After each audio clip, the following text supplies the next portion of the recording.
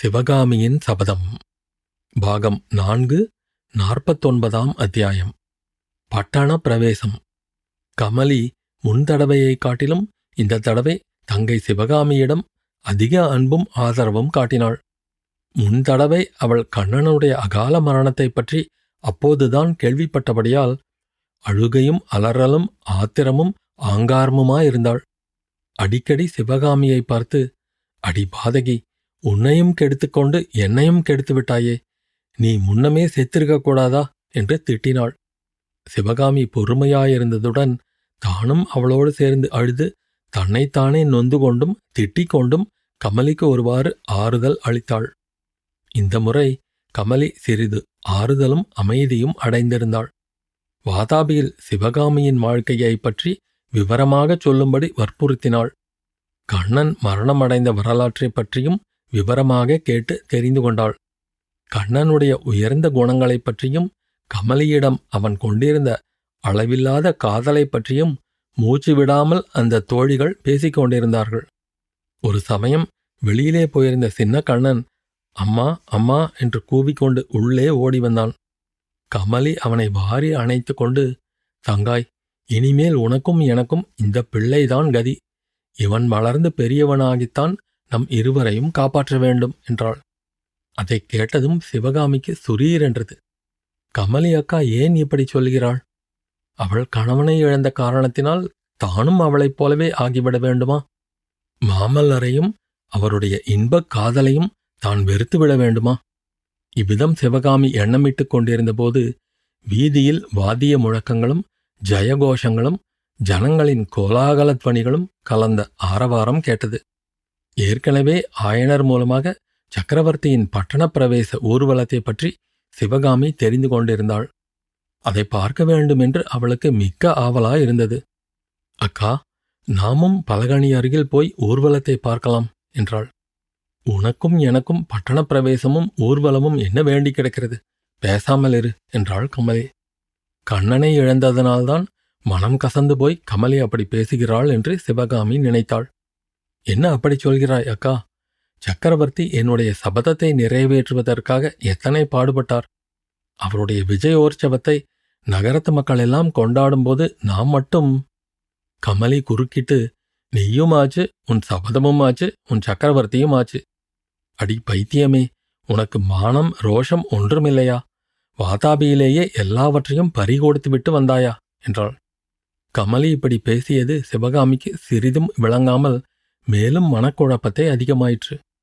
கமலி மேலும், "அடி தங்காய், நீயும் மாமல்லரும் கல்யாணம் செய்து கொண்டு தங்க ரதத்தில் நவரத்தின கொடையின் கீழ் உட்கார்ந்து ஊர்வலம் வர உன் அண்ணன் ரதம் ஓட்டும் காட்சியை கண்ணால் பார்க்க வேண்டுமென்று ஆசைப்பட்டேனே, அது நிராசையாகி போய்விட்டதே" என்று கண்ணில் நீர் ததும்ப கூறியபோது அவள் கண்ணன் மரணத்தை எண்ணித்தான் இப்படி மனங்கசந்து பேசுகிறாள் என்று சிவகாமி மௌனமாயிருந்தாள். சற்று நேரத்துக்கெல்லாம் ஊர்வலம் அருகிலே வந்து விட்டதாக தோன்றியதும் சிவகாமி தனது ஆவலை அடக்க முடியாதவளாய் எழுந்து பலகணியை நோக்கிச் சென்றாள். கமலியும் அவளைத் தொடர்ந்து போனாள். வீதி வழியே வந்த சக்கரவர்த்தியின் பட்டணப்பிரவேச ஊர்வலம் கண்கொள்ளா காட்சியாயிருந்தது. ஊர்வலத்தின் முன்னணியில் ஜெயபேரிகைகளை முதுகில் சுமந்து சென்ற பிரம்மாண்டமான ரிஷபங்களும் அலங்கார யானைகளும் குதிரைகளும் ஒட்டகங்களும் அவற்றின் பின்னால் பலவகை வாத்திய கோஷிகளும் கொடிகளும் விருதுகளை தாங்கிய வீரர்களும் போவதற்கு ஒரு நாழிகைக்கு மேல் ஆயிற்று. பிறகு அரபு நாட்டிலேயிருந்து வந்த அழகிய வெண்புறவிகள் பூட்டிய சக்கரவர்த்தியின் தங்க ரதம் காணப்பட்டதும் வீதியின் இருபுறத்து மாளிகை மாடங்களிலிருந்தும் குடிமக்கள் புஷ்பமாரி பொழிந்தார்கள். மங்களகரமான மஞ்சள் அரிசியும் நெல்லும் பொரியும் தூவினார்கள். இனிய மனம் பொருந்திய சந்தனக் குழம்பை வாரித் தெளித்தார்கள். வாதாபி கொண்ட மாமல்ல சக்கரவர்த்தி வாழ்க, வீராதி வீரர் நரசிம்ம பல்லவேந்திரர் வாழ்க என்பன போன்ற எத்தனையோ விதவிதமான ஜெயகோஷங்கள் வானத்தை எட்டும்படி 10,000 குரல்களிலே எழுந்தன. சக்கரவர்த்தியின் ரதம் அருகில் வந்துவிட்டது என்று அறிந்ததும் சிவகாமியின் இருதயம் வேகமாக அடித்துக் கொள்ள ஆரம்பித்தது. தங்க ரதத்திலே பூட்டிய அழகிய வெண்புறவிகளையே சற்று நேரம் அவள் பார்த்து கொண்டிருந்தாள். பிறகு மிக்க பிரயத்தனத்துடன் கண்களை திருப்பி அந்த தங்க ரதத்திலே அமைந்திருந்த ரத்தின சிம்மாசனத்தை நோக்கினாள். ஆஹா, இது என்ன? சக்கரவர்த்திக்கு அருகிலே அவருடன் சரியாசனத்திலே வீற்றிருக்கும் அந்த பெண் அரசி யார்? சிவகாமியின் தலை சுழன்றது. பலகணி வழியாக வீதியிலே தெரிந்த வீடுகள் எல்லாம் சுழன்றன. தங்க ரதம் சுழன்றது. அதற்கு முன்னும் பின்னும் வந்த யானை, குதிரை பரிவாரங்கள் எல்லாம் சுழன்றன. கூட்டமாக வந்த ஜனங்களும் சுழன்றார்கள். சிவகாமி சுவரை கையினால் கெட்டியாக பிடித்துக்கொண்டு மறுபடியும் நன்றாக பார்த்தாள். உண்மைதான், அவளுடைய கண் அவளை ஏமாற்றவில்லை. மாமல்லருக்கு பக்கத்திலே ஒரு பெண் அரசிதான் உட்கார்ந்திருக்கிறாள். ஆஹா, எத்தகைய அழகி அவள்! முகத்திலேதான் என்ன கலை! ரதியோ இந்திராணியோ அல்லது மகாலட்சுமியோதானோ என்றல்லவா தோன்றுகிறது. அவள் யார் அக்கா, சக்கரவர்த்தியின் பக்கத்திலே உட்கார்ந்திருக்கிறவள் என்ற வார்த்தைகள் சிவகாமியின் அடித்தொண்டையிலிருந்து கம்மிய குரலில் வெளிவந்தன. இது என்ன கேள்வி? அவள்தான் பாண்டியகுமாரி, மாமல்லரின் பட்ட மகிஷி. வேறு யார் அவர் பக்கத்திலே உட்கார்வார்கள் என்றாள் கமலி. அக்கா, அவருக்கு கல்யாணம் ஆகிவிட்டதா? எப்போது என்ற சிவகாமியின் கேள்வியில் எல்லையில்லாத ஆச்சரியமும் ஆசாபங்கமும் மனக்குழப்பமும் கலந்து தொனித்தன. அடிப்பாவி, உனக்கு தெரியாதா என்ன? யாரும் சொல்லவில்லையா? உனக்கு எல்லாம் தெரியும் என்றல்லவா நினைத்தேன். மாமல்லருக்கு கல்யாணமாகி வருஷம் 9 ஆயிற்றே. அந்த சதிகார மகேந்திர பல்லவன் மகனுக்கு கல்யாணத்தை பண்ணிவிட்டுத்தானே கண்ணை மூடினான் என்றாள் கமலி. அவரை ஏன் திட்டுகிறாய் கமலி? நல்லதைத்தான் செய்தார் மகேந்திரர். இப்போதுதான் எனக்கு உண்மை தெரிகிறது, என்னுடைய அறிவீனமும் தெரிகிறது என்று சிவகாமியின் உதடுகள் முணுமுணுத்தன. என்னடி உளறுகிறாய்? மகேந்திரர் நல்லதை செய்தாரா? குடிகெடுக்க அஞ்சாத வஞ்சகராயிற்றே அவர் என்றாள் கமலி. சிறிது நேரம் வரையில் சிவகாமி கண்ணை கொட்டாமல் ராஜதம்பதிகளை பார்த்த வண்ணம் நின்றாள். தங்க ரதம் மேலே சென்றது. அடுத்தாற்போல் பட்டத்து யானை வந்தது.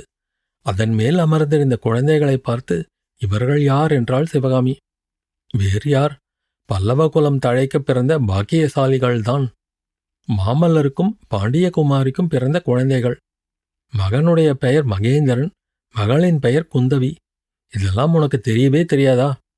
சிவகாமி மேலே ஒன்றும் பேசவில்லை.